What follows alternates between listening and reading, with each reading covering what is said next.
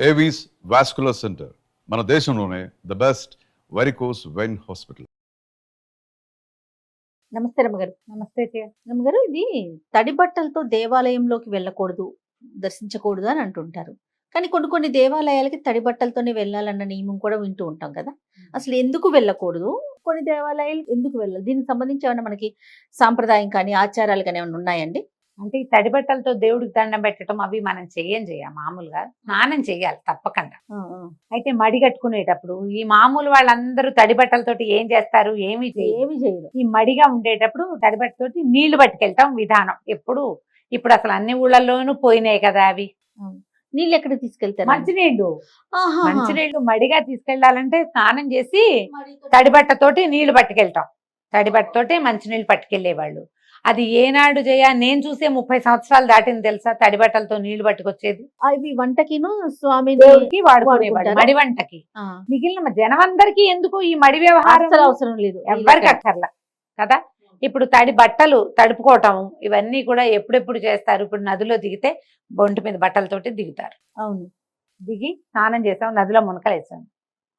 ఇక నది ఒడ్డునే, గోదావరి ఒడ్డునే ఏ శివలింగమో శివాలయమో ఉంటే కొంచెం బట్టలు, మంచి బట్టలు, పొడి బట్ట కట్టుకుని, బట్టలు తడి అద్దుకుని పొడి బట్టలు కట్టుకుని శివాలయంలోకి వెళ్తారు. మనం కోనేరులో స్నానం చేస్తాము, మన స్వామి పుష్కరిణిలో స్నానం చేసి వెళ్తాం. అయితే పుష్కరిణిలో స్నానం చేసి అదే తడి బట్టలతోటి అంగ ప్రదక్షిణానికి వెళ్తాం. ఎప్పుడైనా అంగ ప్రదక్షిణ చేసేవా నువ్వు? నేను చేయలేదు రమ్మగారు. తిరుపతిలో తిరుమల తిరుపతి దేవస్థానంలో మనం అంగ ప్రదక్షిణ మొక్కుంటారు కదా, దాని టికెట్ ఉంది, ముందు రోజే తీసుకోవాలి. ఇప్పుడు ఆన్లైన్ టికెటింగ్ కూడా వచ్చింది దానికి. ఆ తెల్లవారుజామున 1 గంటకి స్నానం చేసి తడి బట్టలతోటే వెళ్ళాలి అక్కడికి. మేము పుష్కరిణిలో మునిగే వెళ్ళాం, 2 సార్లు 3 సార్లు రూమ్ లోంచి వెళ్ళాము. వెళ్ళి అక్కడ మునిగి వెళ్ళామన్నమాట. ఈ తడి బట్టలతో మనం ఇది లోపలికి వెళ్ళేసరికి 30 ఆరిపోతాయి బట్టలు. బోళ్ళంత నడకుంది కదా, వెయిటింగ్ ఉంది. తడి బట్టతోటి మనం అంగ ప్రదక్షిణం చేయాలన్నది సిద్ధాంతం. అప్పటికి బట్టలు ఆరిపోతాయి కాబట్టి లోపల అంగ ప్రదక్షిణం అయ్యాక దర్శనం కూడా అవుతుంది. అవును, అది ఆటోమేటిక్ గా అయిపోతుంది. ఇప్పుడు రామేశ్వరం లాంటి చోట బావుల్లో స్నానం చేయటం, నువ్వు 21 బావుల్లోనూ స్నానం చేయ టపా టపా పోసేస్తారు నెత్తి మీద నీళ్లు. మనం ఈ కారిడార్లన్నీ నడిచెళ్ళేసరికి బట్టలు ఆరిపోతాయి. ఆ ఒక్క చోట ఏ బట్టలతో స్నానం చేసామో అదే బట్టలతోటి దర్శనానికి వెళ్ళాలి కాదు, వెళ్ళచ్చు. వెళ్ళాలన్న నియమం కాదు మాది, వెళ్ళచ్చు అనే ఎగ్జెంప్షన్ కాబట్టి అట్లా వెళ్ళిపోవచ్చు. వెళ్ళాల్సిందేనని ఏం లేదు, అవి కూడా మొక్కులు ఉంటాయట ఆ ప్రాంతంలో. ఓహో, తడి బట్టలతోనే వస్తామని దండం పెట్టుకుని అలా మొక్కుగా తీర్చుకుంటారు. తడి బట్టలతోటే వెళ్ళి దండం పెట్టుకోవటం. నీకు శక్తి కావాలి, తడి బట్టలతోటి నడవాలంటే చలేస్తుంది, ఇబ్బందిగా ఉంటుంది, బట్టలు కాళ్ళకు పట్టుకుంటాయి. భక్తిపరత్వంతో కొంతమంది వెళ్తారు.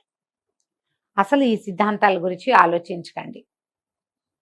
ఎప్పుడు ఒళ్ళు ఆర్చుకోవాలి, తడి ఆర్చి మంచి బట్టలు వేసుకుని, చక్కటి బట్టతోటి ఉతికినది మాసింది పనికిరాదు. ఒకసారి వేసుకున్నది వేసుకోకూడదు. దేవాలయ దర్శనానికి స్ట్రిక్ట్ రూలు. ఏ బట్టలతో భోజనం చేస్తామో ఆ బట్టలతోటి దర్శనానికి వెళ్ళకూడదు. కొన్ని చోట్లే ధూళి దర్శనం ఉంటుంది, ఎలా ఉన్నది అలాగే వెళ్ళిపోయి మనం ప్రయాణం చేసి వచ్చి అదే బట్టలతోటి శివాలయాల్లోనే అలాంటిది ధూళి దర్శనం. ధూళి దర్శనమే, దాని పేరే ధూళి దర్శనం. అందరూ చెయ్యరు, అన్ని వేళలా కాదు. మీకు ఏ ఆస్కారము లేదు, ఏ అవకాశము లేదు. ఏదో ప్రయాణ మధ్యంలో ఉన్నారు, దేవాలయం కనపడింది, దర్శనం చేయదలుచుకుని ధూళి దర్శనమే చేసుకుంటున్నాను తండ్రి అని ఒక దండం పెట్టుకుని వెళ్ళచ్చు. శుభ్రంగా వెళ్ళాలి దేవాలయాలకి. శరీర మాలిన్యంతో పాటు బుద్ధి మాలిన్యాలు కూడా కడుక్కుని వెళ్ళాలి. అది కదా, మనోమాలిన్యాలను అసలు ఉంచుకోకూడదు. మరి ఇవి రెండు అంటే ఇప్పుడు నీకు ఏ అవకాశం లేనప్పుడు దాన్ని వదిలిపెట్టి ఇవి రెండు పోగొట్టుకోవాలి. మనోమాలిన్యము బుద్ధి మాలిన్యాలని పోగొట్టుకుని శరీర మాలిన్యం ఉన్నా కూడా పర్వాలేదు. ఎప్పుడో ఒకసారి అవకాశం లేకపోతే, నీకు అన్ని ఉండి నేను మాస్టి మొహం వేసుకుని వెళ్తానని అనకూడదు. అవకాశాలు లేనప్పుడు చెయ్యదు. ఇంట్లో కూడా తడి బట్టలతోటి దీపారాధన చేయటము అవి సాధారణంగా చెయ్యరు. తడి బట్టతోటి అంటే మేము ఇది వరకటి రోజుల్లో పొయ్యి వెలిగించుకునే రోజుల్లో పొయ్యి అవి వెలిగించటము, తర్వాత పొడి బట్ట కట్టుకుని తత్వ పనులు చేసుకునేవాళ్ళు. నాకు తెలుసు మా అమ్మ తడి బట్టతో వంట మొదలు పెట్టడం. మా విద్యకై మా మూడో అక్కయ్య కూడా ఆవిడకి చాలా వీరమడే తను కూడా చేస్తుంది అట్లాగే పోయి వరకు చేస్తారా రమ్మగారు? కొద్దిపాటి పని చేస్తారు ప్రసాదాల వరకు. ఏదైనా మొదలు పెట్టడం వరకే ఈ తడి బట్టతోటి వంట అది ఎప్పుడు చేస్తారంటే తిథులు పెద్దవాళ్ళ తిథి ఉన్నప్పుడు తడి బట్టతోటి వంట చేయాలి, అస్సలు మైల పడకూడదు అలా సిద్ధాంతాలమ్మా. లేదా పైన ఆరేసిన బట్టలు, ఇప్పుడు మడి బట్ట ఆరేసి ఉండాలి, ఏదైనా విడిగా ఆరేసి ఎవరు ముట్టుకోకుండా ఉన్న బట్ట కానీ పట్టు బట్ట కానీ ఉంటే అవి కట్టుకుంటారు. అవి లేవనుకో, అవి కుదరలేదనుకో తడి బట్టతోటి. దేవతార్చన వంట అంతా తడి బట్టతోటి చేసేవాళ్ళు చాలా తక్కువ, అప్పుడే తక్కువ, ఇప్పుడు అసలు ఈ కాలంలో లేనే లేదు.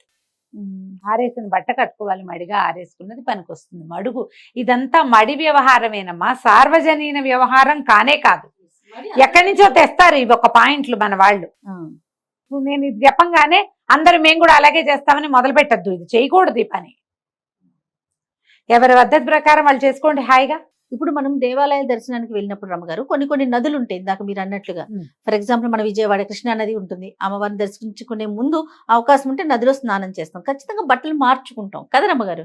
నది స్నానం చేసి లేదా పుష్కరిణి, కోనేరు, స్వామివారిది, అయ్యవారిది ఏమైనా ఉంటే ఇప్పుడు మహానందికి వెళ్తాం, అక్కడ అక్కడ అంతే స్నానం చేస్తాం కదా, బట్టలు మార్చుకుని దర్శనానికి వెళ్ళాలి.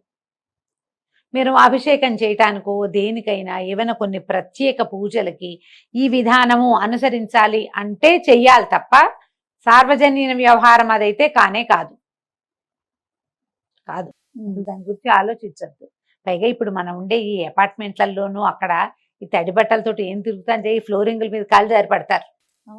అవునా కాదా? ఎంత శ్రద్ధ కావాలి దానికి. అలాంటివి ఏం పెట్టుకోవద్దమ్మా. స్నానం చెయ్యండి తప్పకుండా. దేవాలయ దర్శనానికి స్నానం చేసి వెళ్ళాలి. గుళ్ళోకి వెళ్ళాలంటే నెత్తి మీద నీళ్ళు పోసుకోవాల్సిందే. ఇలాంటివి ఉంటాయి చాలా మందికి. వివాహితలైతే పుణ్య స్త్రీకి తలస్నాన నియమం లేదు, ఏ జాతిలోనూ లేదు. పసుపు రాసుకుని స్నానం చేయండి పొద్దునే. మీకు అవసరము తలంటి పోసుకొని 4 రోజులైంది తల మురిగ్గా ఉంది అనిపిస్తే తలంటి పోసుకోవాలి తప్ప తల రుద్దుకోవాలి కానీ, లేకపోతే అవసరం లేదమ్మా. పసుపు రాసుకుని స్నానం చేయండి. మొన్న అప్పుడెప్పుడో ఎక్కడో పార్టీకి వెళ్ళి కట్టుకుని కాసేపు కట్టుకున్నాం కదా అని మడత పెట్టి హ్యాంగర్ తగిలిచ్చిన చీర కట్టుకుని గుళ్ళోకి వెళ్ళకండి. వాటితో పూజ కూర్చోకండి. ఉతికింది లేదా కొత్తది ఉతకని బట్టని కట్టుకోవద్దు, కట్టి విడిచిన దాన్ని కట్టుకోకూడదు. పూజకి పనికిరాదు, దేవాలయానికి పనికిరాదు. మీరు ఏ పెళ్లికో పేరంటానికో వెళ్తారు, ఏం పర్వాలేదు, ఏం కాదు. వీటికి మాత్రం పనికిరాదు. పీటల మీద కూర్చుంటాం, ఏదైనా పూజ చేసుకోవడానికి కూర్చుంటాం, మనమే సత్యనారాయణ వ్రతం చేసుకుంటాం, అప్పుడెప్పుడో కట్టిపెట్టిన చీర కట్టుకోవద్దు. భోజనం చేస్తే ఆ బట్టలు కట్టుకుని పనికిరాదు. కొంచెం బాత్రూమ్కి దానికి వెళ్తాం, అవి పనికిరావు. మీ మడి అంటే ఇందులో శుద్ధత చాలా ఇంపార్టెంట్, ఇది పెట్టుకోండి. అంతేగాని తడి బట్టలు కట్టుకుని వెళ్ళాలా, గుళ్ళోకి వెళ్ళి తీరాలా, వెళ్తే మంచిదా, వెళ్తే అదేదో వస్తుంది, ఏం లేవాలంతా. సో తలస్నాన నియమం కూడా పుణ్యస్త్రీకి లేదు. తిట్టద్దు మరి. మగవారు పిల్లల పరిస్థితి రమ్మగారు, వాళ్ళు చేయాలని అట్లా అసలు ఉండదమ్మా. పిల్లలకి అసలు ఏమీ లేదు, పిల్లలకి మగవారికి మగవారికి అయితే ఉంటుంది. ఇది ప్రతిసారి మనం ఈ ప్రశ్నలు రైజ్ చేసినప్పుడల్లా నాకే విసుగోని, ఎందుకు ఇవన్నీ చెప్తాం మనం అని మళ్ళీ చెప్పాల్సి వస్తుంది. మగవారికి స్నాన నియమం ఉంటుంది, తలస్నాన నియమం ఉంది. దర్శనం చేసుకునేటప్పుడు తలస్నానం చెయ్యాలి అనే నియమం అయితే ఉంది మనకి. స్త్రీలకు ఆ నియమం లేదు.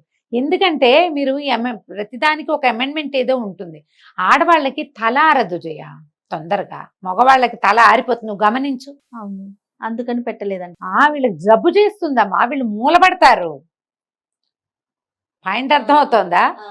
ఇదివరకు ఈ పుణ్యస్త్రీలో ఎందుకు చెప్తారంటే పూర్వము తల ఉండేది కాదు, పుణ్యస్త్రీలు కాకపోతే తలలు ఉండేవి కాదు. నాకు ఆ క్వశ్చన్ రేజ్ అయింది మనసులో, ఇదేంటి పుణ్యస్త్రీలే తల స్నానం చెయ్యనక్కర్లేదు అంటున్నారు అనుకున్నాను.